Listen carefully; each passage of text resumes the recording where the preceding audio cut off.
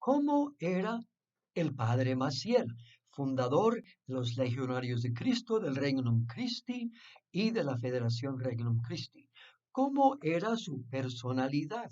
Trataré de darles un bosquejo comenzando hoy sobre esto.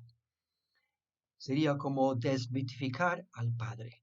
Sucede muchas veces que cuando surge un movimiento nuevo, los seguidores del principio son muy entusiastas, siguiendo a su padre fundador o al gurú, al líder, quien sea.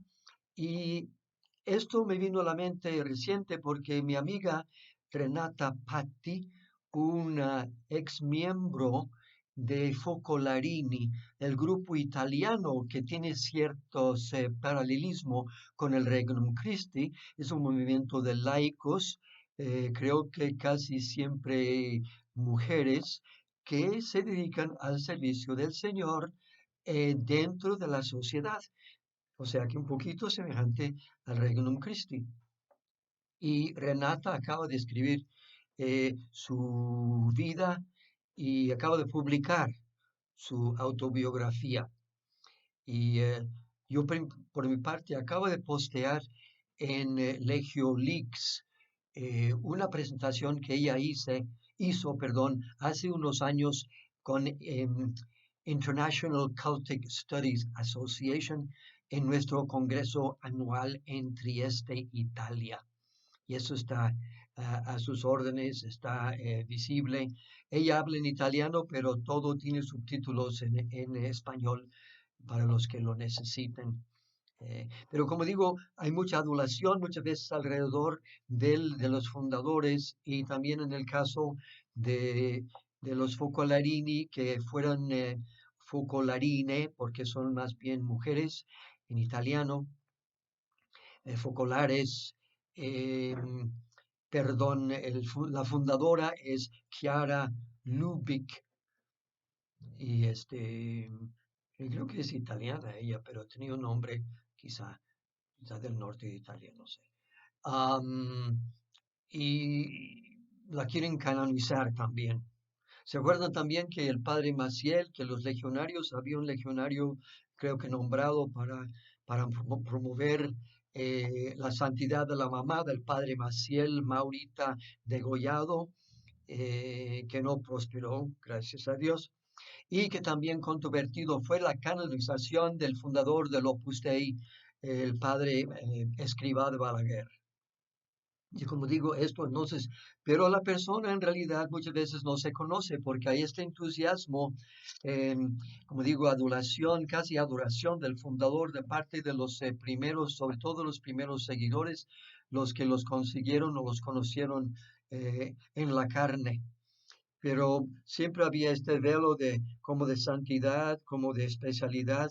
En el caso de Maciel, él mismo creó esa aura, con perdón de mi esposa, esa aura de santidad y aureola también digo, de santidad que él inventó alrededor de sí mismo. Esto es porque era un embaucador, un impersonator, eh, un engañador, como ya sabemos, ¿no? Y aquí vemos un aspecto de la personalidad del padre Maciel que era muy déspota. Y esto fue un aspecto que yo subrayo en mi autobiografía y que muchas veces no se menciona porque, como digo, él era el santo, pero debajo de su barniz de santidad era una persona muy impaciente, muy despectiva y muy déspota. Y eso fue mi rebelión mía en la legión y quizá la razón por la cual dejé la legión y hasta, puede ser hasta el sacerdocio, fue mi reacción fuerte contra el despotismo del padre Maciel. Y este es el capítulo 14 del librito, ¿cómo se llama? ¿Cómo se llama? Em, Revisiting Father Maciel's Modus Operandi. En español, todo comenzaba con una R, como saben en inglés, la autobiografía, aquí tengo la mano, la versión antigua. Pero, ¿cuál era la forma, la manera de ser del padre Maciel? ¿Cuál era su manera de ser? El aspecto, ¿no? Y traduzco del inglés lo mejor que pueda con una anécdota y un poco de historia verdadera. En la Ciudad de México, 3 meses antes de la ordenación sacerdotal de Jorge Bernal, que iba a llegar a ser obispo, creo que el primer obispo legionario, y que luego fue el prelado de obispo de Quintana Roo, que muchos de ustedes conocen como Cancún, pero Quintana Roo es el entonces territorio de México, ahora estado de Quintana Roo. Fue en el septiembre de 1957. El padre Maciel, en esa ocasión, avisó a los papás del seminarista Saúl Barrales, que por otra parte fue su víctima de abuso sexual, pero el padre Maciel en un momento quiso promover a Saúl al sacerdocio. Ustedes tienen que entender, como el padre Maciel al principio era todo, él mandaba todo, él era el dictador de todo. De él dependía si un seminarista se promovía a la ordenación sacerdotal, que era la ilusión de todos los seminaristas, ¿no? Y con eso entramos en la legión y Saúl entró desde niño, desde la apostólica, y fue de los que fueran a España y fue de los que fueron abusados dentro de ese grupo de los, podríamos decir, las víctimas clásicas del padre Maciel. Pero no obstante eso, Saúl fue siempre una persona muy tranquila, muy amable. De hecho, le llamaban el hermano Caridad, sumamente servicial. Si lo experimenté yo con mi señora cuando fuimos a visitarle en México, él, a pesar de que tenía muchas enfermedades, de todo tipo, estaba mal de los riñones, etcétera, etcétera. Él nos andaba paseando en su cochecito hace varios años.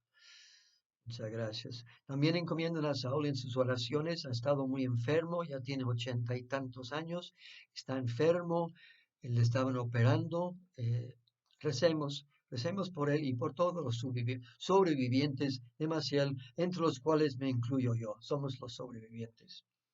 Pero entonces, el padre Maciel en ese momento, en un primer instante, quería promover a Saúl porque necesitaba sacerdotes legionarios, evidentemente. Y eh, Bernalito, Monseñor Bernal, era de los primeros, junto con Saúl y compañeros, que eran formados en la legión, así que estaban formados por él. Y eso era la novedad de esos primeros sacerdotes, Samaniego, Alfonso Samaniego, Jorge Bernal, creo que Alfredo Torres también, padre Alfredo, era de los primeros formados por Maciel, porque los otros padres eran españoles que él había captado en Cobreses, del seminarista, del seminario diocesano a cargo de los jesuitas. Pero había dicho a los papás de Saúl que se preparasen para viajar a Europa, Roma. Su hijo Saúl iba a ser ordenado junto con el hermano Jorge Bernal. Pero esta promesa no llegó a realizarse. Saúl había cometido un error. Y el padre Maciel no perdonaba los errores, sobre todo los errores que le afectaban así. Pues el padre Maciel en ese año estaba separado de la legión por la primera investigación Vaticano 56 a 58, se acordarán ustedes.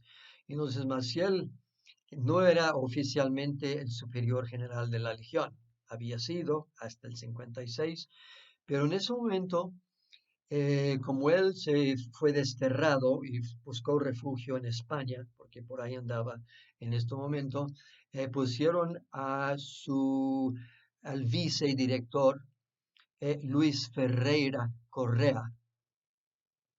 Durante ese periodo que en un primer momento se llama la guerra y después que se llama en la nueva historia de la legión la gran bendición. Pero entonces Saúl había mostrado pues aceptación del padre Ferreira, colaboración con el padre Ferreira, y como Maciel y Ferreira eran como enemigos, que por cierto se chantajeaban mutuamente porque los dos eran pedófilos, Maciel no vio con buenos ojos que Saúl hubiera mostrado solidaridad o respeto y obediencia. Así que el padre Ferreira, que había sido colaborador del padre Maciel, siempre un poco subordinado, entonces eso es la historia. Y por tanto, Maciel le llevó a Saúl a Madrid, donde él estaba, y de ahí le destinó, como lo voy a contar, lo destinó a las Islas Canarias. Le sacó de circulación por por su muestra de solidaridad con el padre Ferreira, perdón. Termino ahí, nada más es una anécdota que demuestra la mezquindad, diría yo, del padre Maciel.